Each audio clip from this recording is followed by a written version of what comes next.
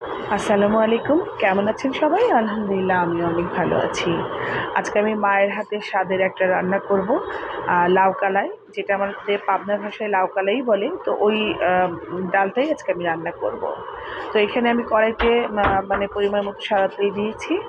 আর ১ চা চামচ আম আ আস্ত জিরা, ২ টুকরো আ দারচিনি, ২ টো তেজপাতা আর ২ টো শুকনা লঙ্কা।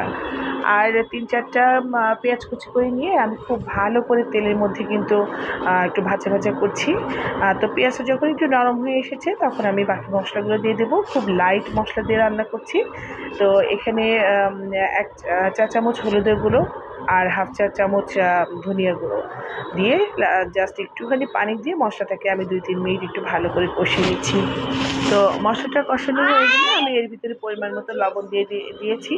লবণ দেওয়া হয়ে গেলে আমি এর ভিতরে মানে কুচিয়ে রেখেছিলাম লাউ। আ লাউটা খুব কচি ছিল।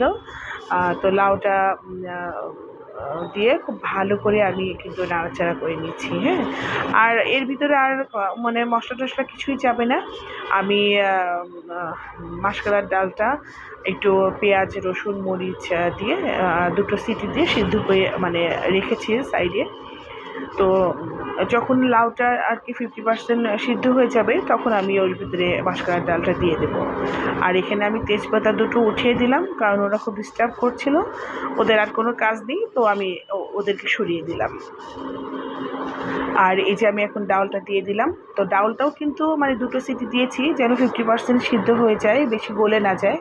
আর এখানে লাউটা যখন 50% সিদ্ধ হয়ে গেল, আমি দুটোকে একসঙ্গে মিশিয়ে দিয়ে আর ডালের ভিতরে এক্সট্রা কোনো পানি দেবো না। ডালের ভিতরে যে পানিটা ছিল সেই পানিটা দিয়ে আমি কিন্তু একটু লো ফ্লেমেই রেখেছি।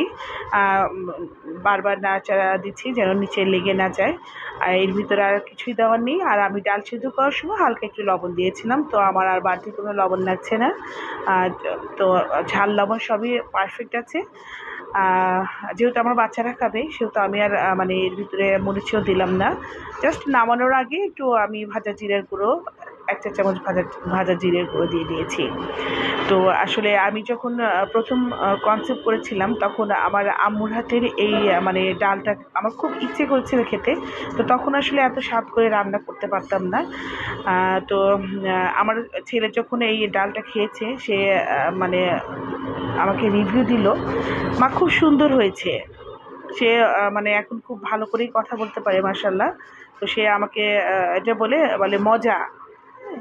তো যাই হোক আমার মনে হলো যে আমি ওই স্বাদটা মনে হয় আনতে পেরেছি। যেহেতু আমার ছেলে রিভিউ দিয়েছে খুব ভালো।